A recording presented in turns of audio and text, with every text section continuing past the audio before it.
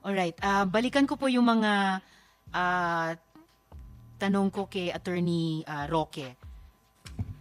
Yes, Madam Chair. Yes, thank you. Alright. So, Attorney Roque, incorporator rin po kayo, si Ms. Myla Roque, at ang dating law partner nyo, incorporators po kayo sa Biancham, tama po ba? That is correct. Biancham is my family holding corporation. Alright, It's part of salamat. our estate planning. Alright, so Family Holding Corporation, part of your estate planning. And then, ngayon, ang email address po sa cover sheet ng Articles of Incorporation ng Biancham,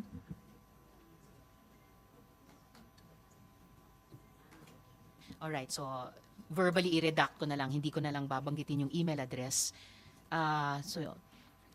May, well, isang observation sa kaninang pagtatanong, may layers ng ownership ang kumpanya, ang bahay, pero lumalabas na kayo rin ito.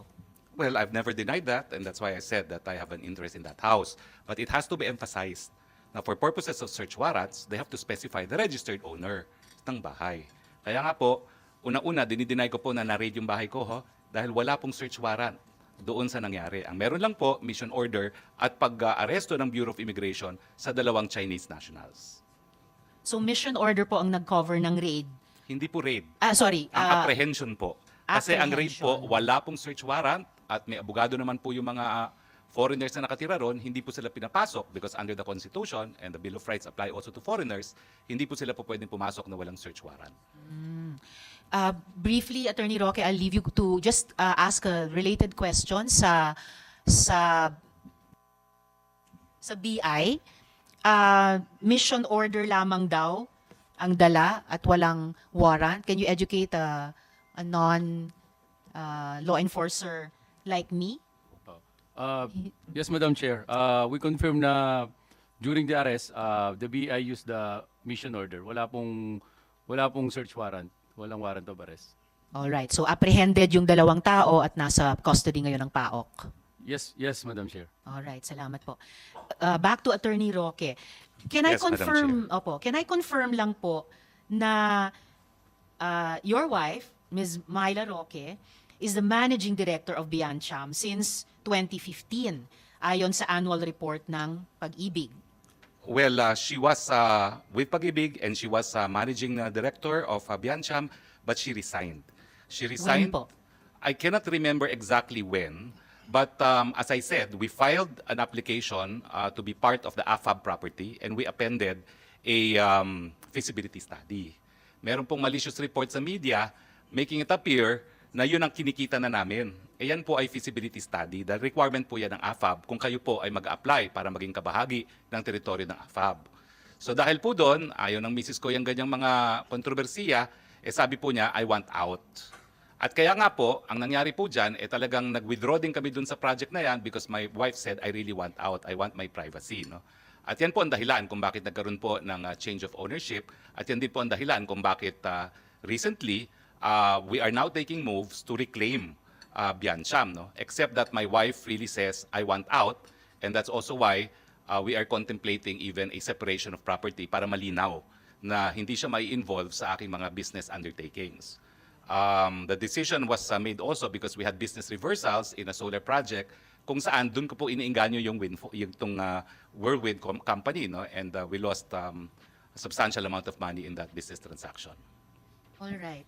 Hanggang kailan managing partner yung asawa niyo sa Biancham? Sandali Kahit lang po yan approximately. Because yung investment po namin dyan sa First Bataan actually, and that was the controversy, was before I became congressman. And the controversy came out when I was a newly elected congressman, and that's when she verbalized that she wanted out dahil ayaw niya Anong mga ganyan taon po usapan. yun nung naging rep Siguro kayo? 2016 po ako naging rep dahil So nanalo she- po ako nung 2016 elections. So she would have been managing partner for at least 1 year, from 1 year lang 2015 po to yan, hindi po 2016. nagtagal siya because she really wanted out. In fact, she wanted out of all my business transactions because gusto po niya maging pribadong individual. Alright. But gaya ng ipinakita kong Articles of Incorporation, List of Incorporators kanina kay Mr. De La Serna, may incorporators na nakalagay doon, isa rin po si Ms. Myla Roque. Yes, that's Alright. what the document says po. Hindi po yan dinideny. So just to summarize, yung house,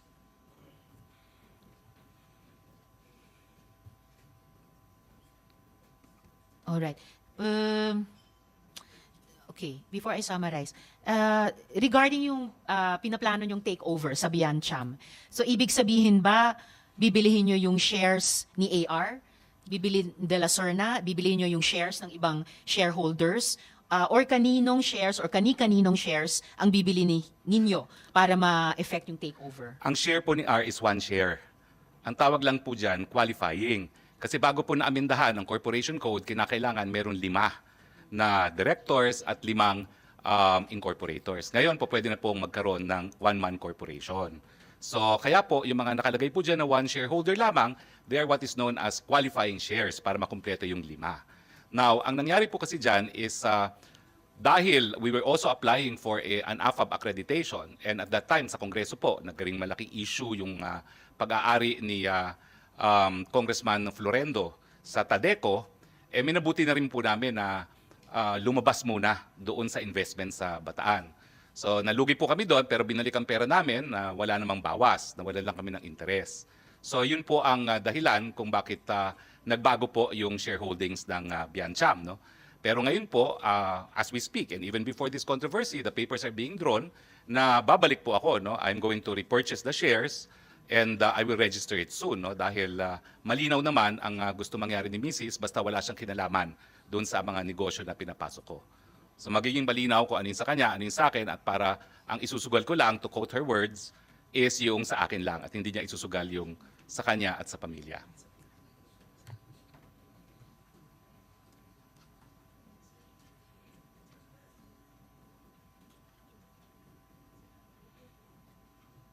So, ibig sabihin po, i-buy out nyo sina Mr. De La Serna at yung iba pang shareholders para maging one-person corporation na yung Biancham sa inyo na po. Well, actually, napirmahan na po nila lahat ang mga dokumento no, papunta sa akin. Pero hindi pa po kami nagdonotaryo kasi inaayos pa. No? So, hindi naman po one-man corporation yan. Dahil sa totoo lang, kukuha rin po ako ng mga partners. So, magkakaroon din po kami ng reallocation pero mangyayari po ay babalik talaga po ako dyan. So just to summarize, yung bahay na naging subject ng mission order para ma-apprehend yung 2 tao na associated sa Pogo Hub sa Bamban, that house is owned by PH2.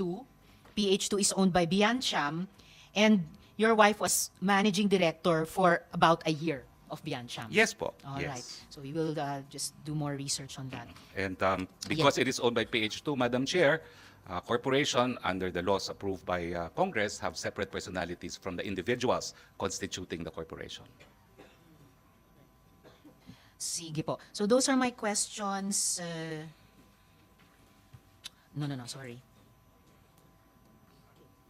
So just to continue, Attorney Roque, so even after the testimonies of Chair Tenco and Attorney Fernandez, minimaintain nyo pa rin po ba na hindi kayo lawyer ng Lucky South 99 o kahit anong POGO for that matter? I confirm that 100%.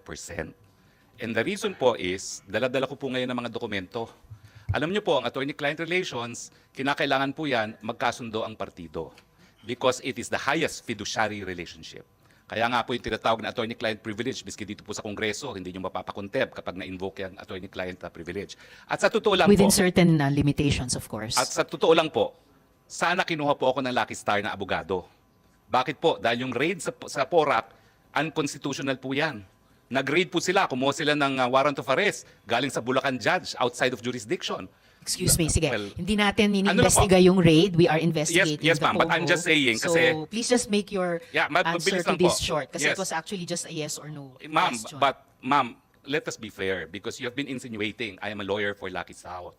That is why... Excuse me, the chair has not been insinuating anything. The chair and the members of the committee have been asking questions based on the testimonies, sworn testimonies of PAGCOR Chair Tenco, Attorney Fernandez of PAGCOR, and other resource persons. So the resource person will not impute any insinuation to the chair. Will please just answer the questions. The chair has given the resource person Okay, Your Honor, leeway then, to answer in the the, questions. in the interest So of please answer fairness, properly. may I be allowed to dispute then the statement of the prior resource persons? We will get to that in the Okay, course so of the question of again, the Madam Chair, is? Do you maintain na hindi kayo abogado ng Lucky South 99 or any POGO for that matter? I maintain, as an officer of the courts and under oath before the Senate of the Republic of the Philippines, that I have never acted as legal counsel for Lucky South 99 or for any other POGO. Alright. Pero tama naman pong totoo na nakipag-meeting kayo sa PAGCOR tungkol sa POGO sa PORAC. Yes or no Totoo lang po yun, nakipag-meeting Okay. ako, but as I said, ang aking kasama po ay kakilala ko bilang Whirlwind Corporate Secretary, and I have documents in my possession which I would like to submit now to the Senate. Yes, Kasi iba please po do yung that. usap-usapan Thank you. lang, iba kapag notaryadong dokumento. Okay. And definitely, yung pagtestimonya ng ibang mga resource persons ay hindi rin lamang usap-usapan at may mga sinasubmit ding dokumento. Otherwise, the committee would not bother inviting them again and again to Madam, the hearings. Excuse me. I just like to ask the next question. So, ang topic ng mga meeting at pag-uusap nyo sa PAGCOR, and in fact, mga pag-follow up nyo sa PAGCOR, ay utang ng Lucky South 99, ng mismong POGO. Tama po ba? Tama po yun. Alright, salamat. So, hindi lang talaga Whirlwind, Lucky South 99 din. Pwede ba So, ako mag-explain? Pwede naman po. Okay, kasi po ang Whirlwind is not only the lessor, they're also the service provider. Now, I appeal now to the officials of PAGCOR. Siguro kayo po mag-explain kung anong ginagawa ng service providers, including Chair Andrea Dominguez, because I had an opportunity to work Domingo with her. Domingo, no? Ang service providers po, sila talaga ang nagbibigay ng lahat ng kinakailangan ng mga POGO operators, kasi POGO operators po, lahat yan Chino. Hindi po yan nag-i-Ingles. Kaya nga po meron silang mga representative sa PAGCOR. Dahil sila mismo, they have no ability to communicate dahil nag-establish na nga sila ng mga independent POGO hubs. So ang pagkakaintindi ko po talaga, trabaho po ng service provider na magbigay ng serbisyo sa kanilang mga kliyente. Alright, attorney, salamat. The committee will ask further questions sa PAGCOR. Balik na lang po tayo dito sa Lucky South at PAGCOR, no? Ang sabi po nyo, you did not authorize the use of your name in the organizational chart. That was submitted as an official attachment by Lucky South 99 to PAGCOR. Totoo So, kasalanan po yan ni Cassie Linong, tama ba? Hindi po. Kasalanan Hindi. po yan ng kung sinong gumawa. Sino Dahil ang wala gumawa? naman pong establishment. Gumawa po niyan, Lucky South. Yes. Dahil sila po nag-a-apply. Na si Cassie Linong ang isang doon. Wala po ang pa boss tayong doon. ebidensya na nagpapakita kung sino nag-submit talaga ng mga dokumento, but PAGCOR can confirm kung sino talaga nag-submit ng mga dokumentong yan. Okay, we will Pero- ask PAGCOR that again later. We asked them before. Basta ang malinaw po sa komite ay yung organizational chart na yan, na may drawing, may box, na legal, na nandun yung pangalan nyo, was one of the official attachments sa submissions ng Lucky South 99 sa PAGCOR. And sabi nyo nga, ang tawag nito,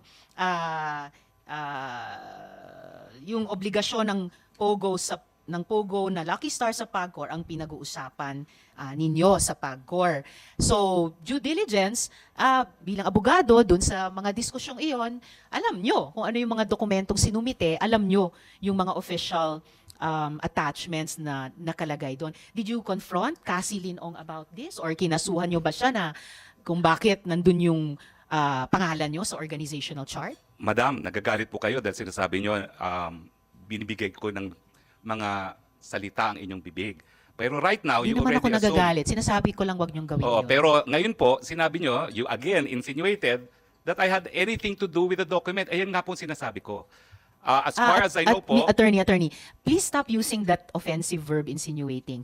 I am a very plain speaker. Okay, I'm Pwede sorry. nyo lang, it's all right. Pwede Okay. nyo lang sabihin mali yung fact na Mali po. sinasite, tinatanggi Oo. nyo yung sinabi ng ibang resource person.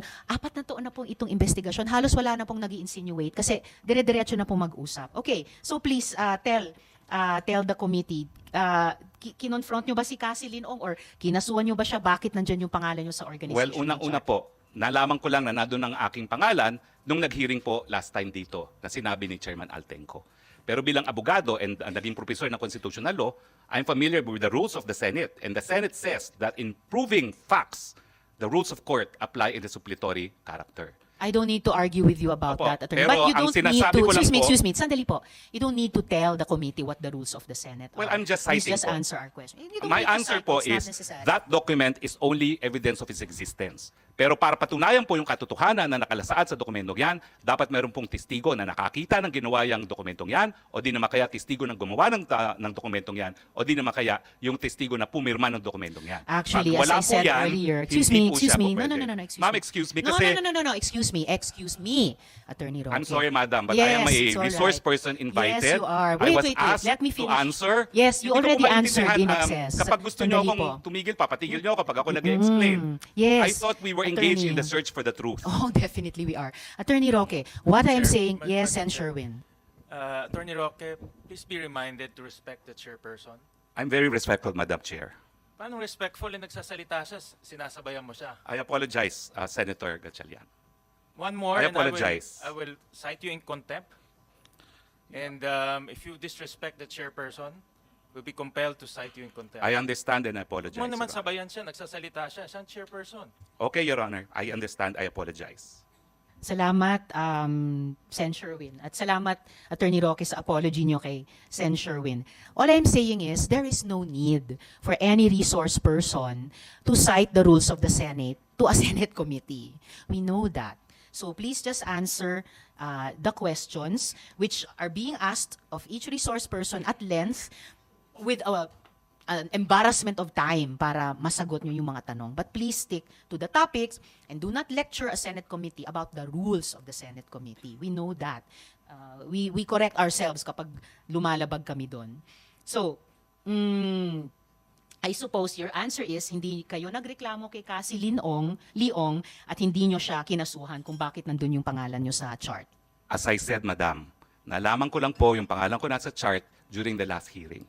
Ang sinasabi ko po under oath as an officer of the court, hindi ko po inauthorize ang paglagay ng pangalan ko doon. Wala pong kinalaman sa paggawa ng dokumentong yan at wala pong kahit anong testimonya sa kahit sino na gumawa ng testimonya na nagsasabi na pumayag po ako. And I deny that under oath. All right.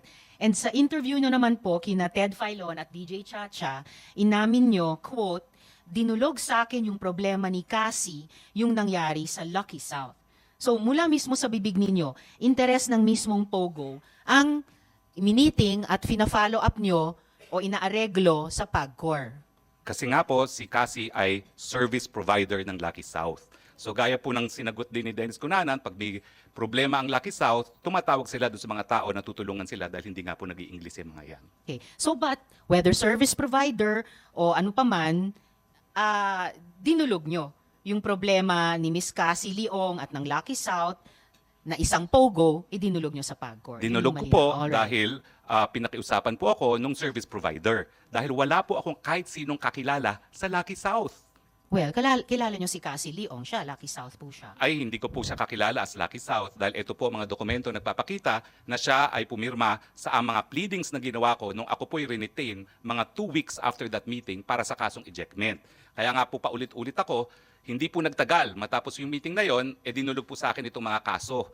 At 3 kaso po yan, at lahat po ito ngayon, isusumite ko sa ating komite Salamat. na nagpapatunay po na ang aking kliyente sa mga kasong ito ay will win at ang pumirma po ay si Cassie Ong bilang corporate secretary. Madam, I'm now turning over these documents and this consists of number 1, ad cautela motion to quash or recall writ of execution filed before Branch 114 of the Regional Tri-Court of Angeles City, omnibus motion, first manifestation, entry of appearance, and second manifestation, remand of the case to MTC, filed before the Municipal Trial Court of Porac, Pampanga, both of which confirm, both of which contain the filing with our consent by one Catherine Cassandra L. Ong, Corporate Secretary, Whirlwind Corporation. No?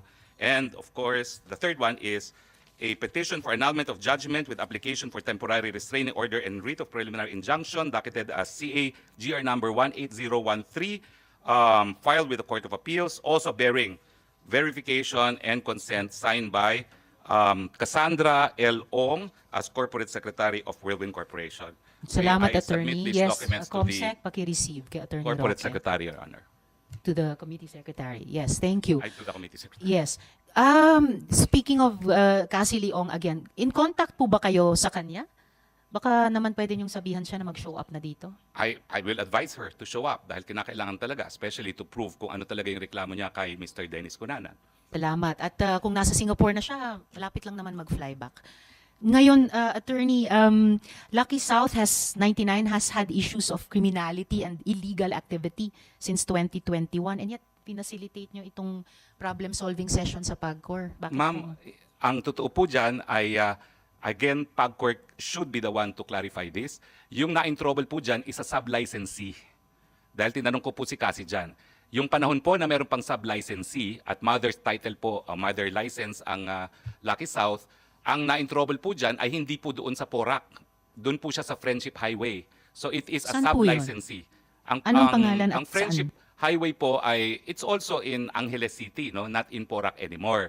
Pero yan pong na-raid is not the Porac facility. It is a different location, a sub-licensee of Lucky Ano South. pong pangalan ng sub-licensee? Ay pareho naman po lahat yan eh.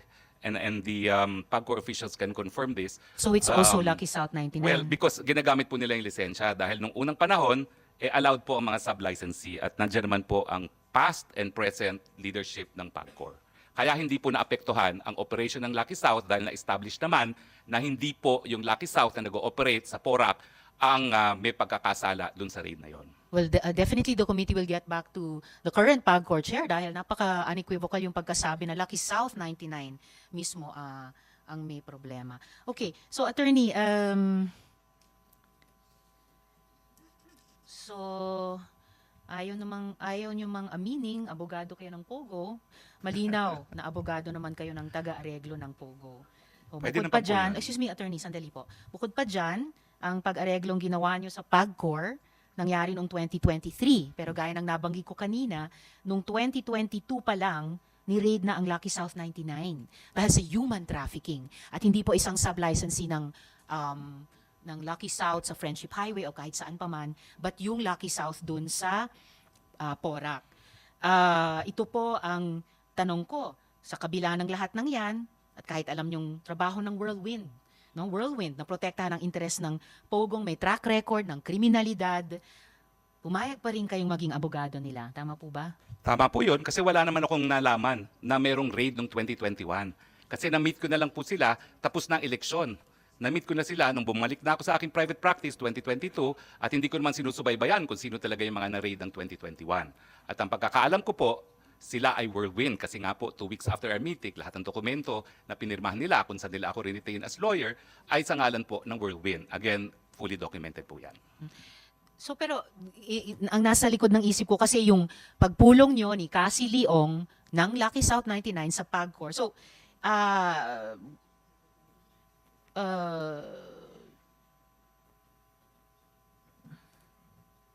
inaamin nyo po ba na ang pag-areglo nyo sa PAGCOR ay para sa Lucky South 99 at hindi para sa Whirlwind lamang? Hindi po. Ang aking tinulungan po ay Whirlwind. Kasi noong nga panahon po yan, hindi ko nga po kakilalang Whirlwind bilang isang kliyente. Kakilala ko po sila dahil iniinganyo ko sila mag-invest sa mga energy projects. So yung pagsama ko po sa kanila, well, if we go by the Supreme Court definition of attorney-client, yes, meron pong attorney-client relation, pero it was more of an accommodation. Wala po kami engagement, hindi po ako bayad doon. Nagkaroon lang kami ng engagement 2 weeks after dahil nga po dito sa ejectment case na nangyari. So kumbaga, that was part and parcel of my effort to entice them to invest into projects that I'm pushing for renewable energy dyan sa Cebu. At in a time span po of mga 1 year, talaga namang pong, well, frustrated po ako dahil hindi ko rin sila nainganyo. But ang naging suma total po, naging tutor nila ako for renewable energy. At ang desisyon nila, bago ang pangyayari ng lahat, ay sila magde-develop ng sarili nilang solar farm at magtatayo pa di umano ng isang integrated solar panel manufacturing facility. No? So medyo nainis po talaga ako doon dahil nga ang dami kong oras na ginugol, pero pampalubag loob, ang sabi naman ng Whirlwind, bibigyan ka namin ng shares, founder shares, dahil ikaw ang tutor namin dito sa negosyong ito. Salamat, Attorney. Yun lang yung mga tanong ko sa inyo ngayong araw. But please stay because I'm sure my colleagues will have questions for you. Salamat din po, and again, I apologize. Alam niyo naman po, init ng damdamin. Salamat. Kasi kung makikita niyo po yung release ng PAGCOR, abay ako dahil naglabi para sa illegal na logo. Hindi naman po yun ang sinabi ni Altenco. I appreciate it, Mr. Altenco. Pero dapat naman po, call your attention of your PR department na nag-issue ng press release. Kasi yung hindi niya po pinangalanan kung sino yon, parang showbiz, talaga pong sinabi nila na mayroong ex-cabinet member na nag-intercede para sa lisensya sa isang illegal pogo. Eh hindi naman po talaga yung pangyari. And I appreciate that you said the truth before this committee. Alright, salamat attorney.